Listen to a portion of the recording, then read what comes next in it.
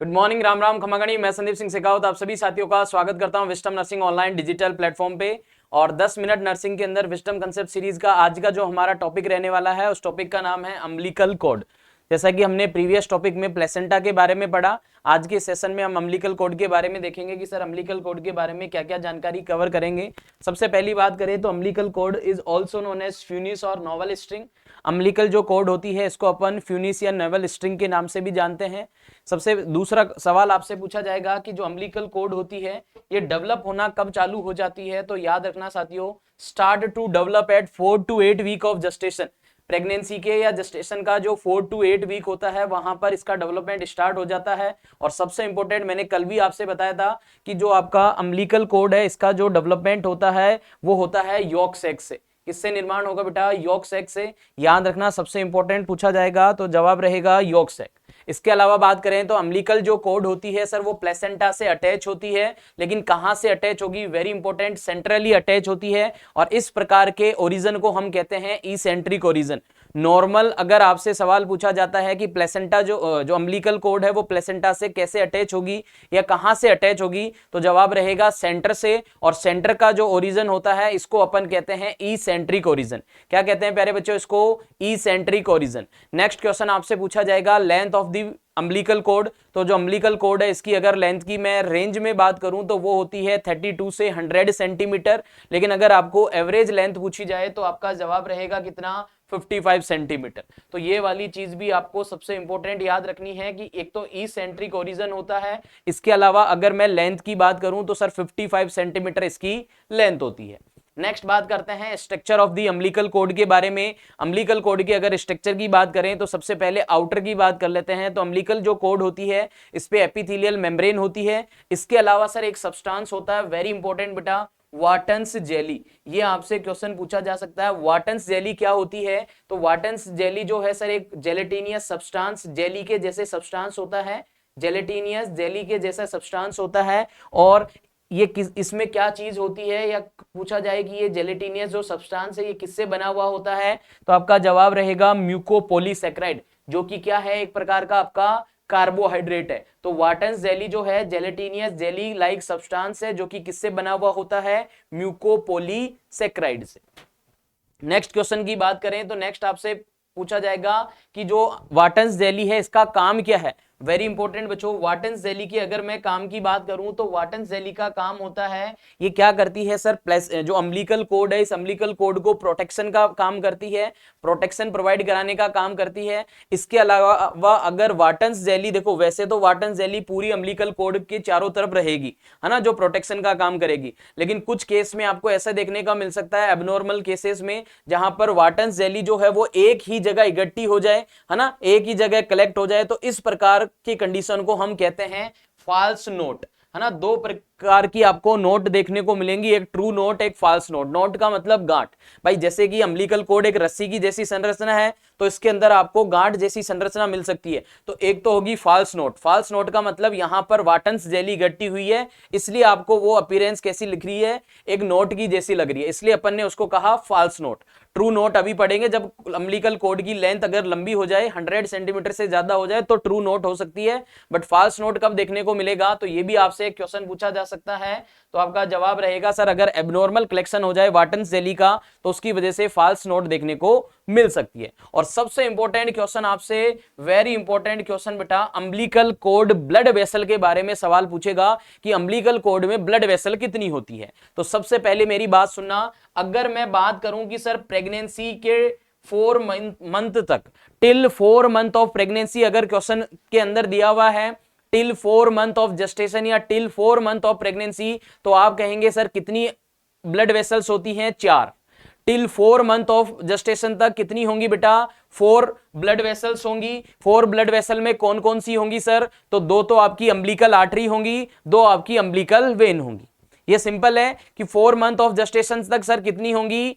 2 umbilical artery और 2 umbilical when, यानी कि टोटल 4। लेकिन अगर क्वेश्चन आपसे पूछ लिया जाए after 4 month of gestation, gestation के 4 महीने बाद। तो याद रखना जस्टेशन के 4 महीने बाद 3 हो जाती है। कितनी हो जाती है? 3। 3 क्यों हो जाती है? क्योंकि सर जो राइट अम्बिलिकल वेन है वो डिसअपियर हो जाती है। राइट साइड की जो अम्बिलिकल वेन होती है वो गायब हो जाती है, एक बच जाती है। याद रखने का तरीका होता है लेफ्ट इज लेफ्ट, कि लेफ्ट वाली बच जाती है, रह जाती है, लेफ्ट हो जाती है। तो कौन सी गायब हो जाएगी? सवाल का जवाब क्या देंगे आप? राइट वाली अम्बिलिकल वेन जो है वो डिसअपियर हो जाती है। तो कितनी बच जाती है सर? 3। कितने महीने बाद? 4 महीने बाद। ठीक है। इसके अलावा अम्बिलिकल जो आर्टरी होती है सर, ये डीऑक्सीनेटेड ब्लड कैरी करती है। जो नंबर में कितनी होंगी? 2 होंगी। अम्बिलिकल वेन नंबर में कितनी होगी? 1 होगी। जो क्या कौन सा ब्लड कैरी करेगी? ऑक्सीनेटेड, है ना। ये भी वेरी इंपॉर्टेंट है आपके लिए। इसके अलावा नेक्स्ट बात करूं sir, abnormalities of umbilical cord. Umbilical cord से संबंधित क्या क्या एबनॉर्मलिटीज आपको देखने को मिल सकती हैं। सबसे पहली बात करें एकोडिया। एकोडिया का मतलब है ए मींस एब्सेंट, कोड मतलब अम्बिलिकल कोड। अम्बिलिकल कोड अगर एब्सेंट होगी तो उस कंडीशन को हम कहेंगे एकोडिया। दूसरी होती है बेटा बेटलडोर प्लेसेंटा। दूसरी कंडीशन कौन सी होती है? बेटलडोर प्लेसेंटा। देखिएगा नॉर्मली मैंने अभी आपसे बताया, हाँ सबसे पहली और देखो बेटलडोर प्लेसेंटा में प्लेसेंटा वर्ड आ रहा है तो इसका मतलब ये प्लेसेंटा की एबनॉर्मलिटी नहीं है। ये एबनॉर्मलिटी किसकी है ये भी आपको समझना पड़ेगा बेटा। It is abnormality of placenta की एबनॉर्मलिटी नहीं है। ये किसकी एबनॉर्मलिटी है? अम्बिलिकल कोड की। वेरी इंपॉर्टेंट, ये किसकी एबनॉर्मलिटी है सर? अम्बिलिकल कोड की। तो बेटलडोर प्लेसेंटा जो है बेटा ये एबनॉर्मलिटी है किसकी? अम्बिलिकल कोड की। बेटलडोर प्लेसेंटा में होता क्या है? सिंपल सा याद रखो, नॉर्मली जो अम्बिलिकल कोड प्लेसेंटा से अटैच होती है वो होती है सेंटर में। बट बेटलडोर प्लेसेंटा कंडीशन में क्या होगा कि अम्बिलिकल कोड सेंटर से अटैच ना होकर मार्जिन से या उसके पेरीफेरी से अटैच हो जाएगी। तो इस कंडीशन को हम कहेंगे बेटलडोर प्लेसेंटा। और ये क्या है? एबनॉर्मलिटी है। क्यों? क्योंकि सर नॉर्मल में तो सेंटर से होता है, बट इस कंडीशन में कहां से अटैच हो रही है आपकी? मार्जिन से या पेरीफेरी से। तो इस कंडीशन को हम कह रहे हैं क्या? बेटलडोर प्लेसेंटा। क्लियर है। दूसरी एबनॉर्मलिटी जो होती है वो होती है बेटा वेलामेंटस प्लेसेंटा। कौन सी प्लेसेंटा? वेलामेंटस प्लेसेंटा। वेलामेंटस प्लेसेंटा का मतलब क्या है कि जब अम्बिलिकल कोड प्लेसेंटा में अटैच होगी, प्लेसेंटा के अंदर पहुंचेगी, उससे पहले ही क्या हो जाएंगी? वो मेम्ब्रेन्स में डिस्ट्रीब्यूट हो जाएगी। जो एमनियोन और कोरियोन है उसी में डिस्ट्रीब्यूट हो जाएगी। तो कुछ इस तरीके का आपको नजर आएगा। जैसे ये तो क्या है? प्लेसेंटा। ठीक है, इस प्लेसेंटा से अटैच हो रही है कौन? आपकी अम्बिलिकल कोड। तो ये सेंटर से तो अटैच है, लेकिन सेंटर से अटैच है उससे पहले ही क्या हो जाएंगी सर? यहां से क्या निकल जाएंगी? इसमें से मेम्ब्रेन्स निकल जाएंगी। तो उसकी वजह से इस तरीके का अपीयरेंस आपको देखने को मिलेगा। तो ये कंडीशन कहलाती है वेलामेंटस प्लेसेंटा। इसके अलावा नेक्स्ट एबनॉर्मलिटी है शॉर्ट कोड। शॉर्ट कोड का मतलब अम्बिलिकल कोड छोटी है। छोटी का मतलब लेंथ कितनी होती है नॉर्मल? तो आप कहते हैं सर रेंज में बात करूं तो 32 से 100 सेंटीमीटर। लेकिन अगर मैं बात करूं किसके अंदर? एवरेज में तो 55 सेंटीमीटर। बट यहां पर शॉर्ट कोड जो कि एक एबनॉर्मलिटी है, इस प्रकार की कंडीशन में जो प्लेसेंट अम्बिलिकल जो कोड होगी उसकी लेंथ कितनी हो जाएगी? 32 सेंटीमीटर से कम हो जाएगी। Very important. और अगर अम्बिलिकल कोड शॉर्ट है, सबसे प्यारा क्वेश्चन बेटा, अम्बिलिकल कोड शॉर्ट है यानी कि 32 सेंटीमीटर से कम है, तो अम्बिलिकल कोड अगर छोटी होगी तो सर उस पर दबाव पड़ेगा। बिल्कुल, अरे भाई कोड अगर छोटी है, लेंथ में छोटी है, तो उसकी वजह से अम्बिलिकल कोड पे दबाव पड़ेगा। अम्बिलिकल कोड अटैच किससे है? तो आप कहते हैं अम्बिलिकल कोड प्लेसेंटा से अटैच है। प्लेसेंटा से अटैच है तो प्लेसेंटा पे वहां से क्या हो जाएगा? सेपरेट हो जाएगा। प्लेसेंटा क्या हो सकता है सर? सेपरेट हो सकता है। और placenta third stage of labour से अगर पहले सेपरेट हो जाता है, क्योंकि नॉर्मली प्लेसेंटा कब सेपरेट होता है? थर्ड स्टेज ऑफ लेबर में। लेकिन अगर placenta third stage of labour से पहले सेपरेट हो जाए, बोलूं तो pre mature separation of placenta, तो उस कंडीशन को हम कहते हैं एब्रेप्सियो प्लेसेंटा। तो शॉर्ट कोड के अंदर आपसे सवाल पूछा जा सकता है बेटा, शॉर्ट कोड में सवाल पूछा जा सकता है कि अगर शॉर्ट कोड है तो उसके अंदर किस चीज का रिस्क है? तो आप कहेंगे सर शॉर्ट कोड के अंदर जो रिस्क है वो होता है एब्रेप्सियो प्लेसेंटा का। And abruptio placenta means premature separation of the placenta. Placenta का प्री मैच्योर सेपरेशन हो जाना। और प्री मैच्योर सेपरेशन का मतलब before third stage of labour से पहले सेपरेट हो जाना, that is premature separation of placenta. इसके अलावा नेक्स्ट बात करूं, लॉन्ग कोड हो सकती है सर, कोड की लंबाई 100 सेंटीमीटर से ज्यादा हो सकती है, बिल्कुल हो सकती है। अगर 100 सेंटीमीटर से ज्यादा है तो क्या क्या रिस्क होगा? सबसे पहला ट्रू नोट, मतलब गांठ बन जाएंगी सर उसमें, अगर अम्बिलिकल कोड ज्यादा बड़ी होगी तो नोट बन जाएगा, बिल्कुल। कोड प्रोलैप्स हो सकता है बेटा, वेरी इंपॉर्टेंट, इसके बारे में क्वेश्चन बहुत बार आता है, अम्बिलिकल कोड से कोई क्वेश्चन आए ना आए, कोड प्रोलैप्स का सवाल आएगा, अभी देखना क्या आएगा। तो कोड प्रोलैप्स हो सकती है। कोड प्रोलैप्स का मतलब कि अम्बिलिकल कोड का वेजाइना से क्या हो जाना, बाहर आ जाना, expel out of the umbilical cord from the vagina is known as cord prolapse. इसके अलावा जो अम्बिलिकल कोड है वो बच्चे के फीटस के नेक के चारों तरफ क्या हो सकती है, सराउंड हो सकती है, तो इस केस में बच्चे को सफोकेशन भी हो सकता है, तो ये भी लॉन्ग कोड का रिस्क है। नेक्स्ट बात करूं बेटा कोड प्रोलैप्स का, जल्दी से देखिएगा। कोड प्रोलैप्स एक कंडीशन है जहां पे कोड अम्बिलिकल जो कोड है वो एक्सपेल आउट हो जाती है वेजाइना से बिफोर द डिलीवरी।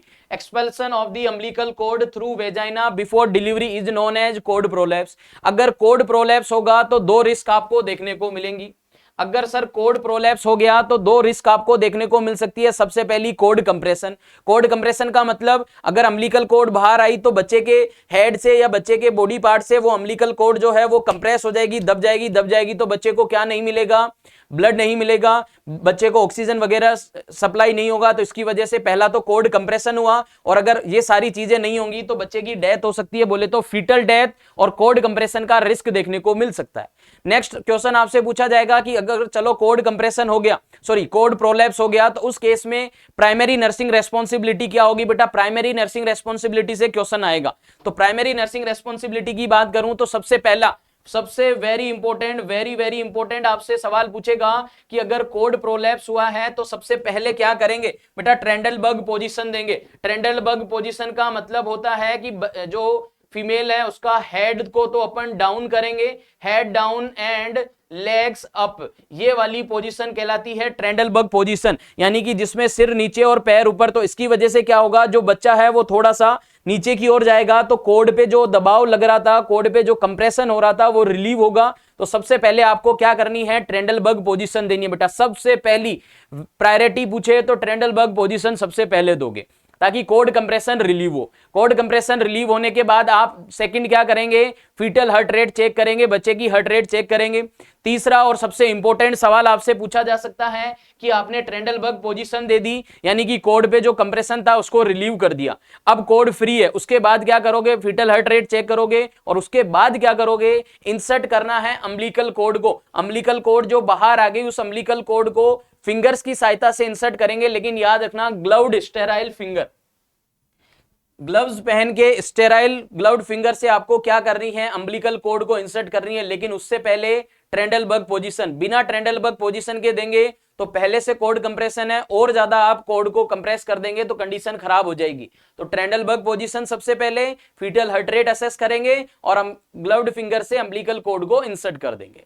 उम्मीद करूंगा आप सभी साथियों को अम्बिलिकल कोड के बारे में दी गई जानकारी बिल्कुल सही से क्लियर हुई होगी। किसी भी तरीके की प्रॉब्लम हो तो कमेंट सेक्शन में कमेंट कर दीजिएगा, और ज्यादा से ज्यादा इस सेशन को शेयर करेंगे, और नेक्स्ट क्या टॉपिक आपको चाहिए वो भी आप कमेंट सेक्शन में कमेंट कर सकते हैं। मिलते हैं साथियों अगले सेशन में। आज के सेशन में इतना ही। जय हिंद सभी को।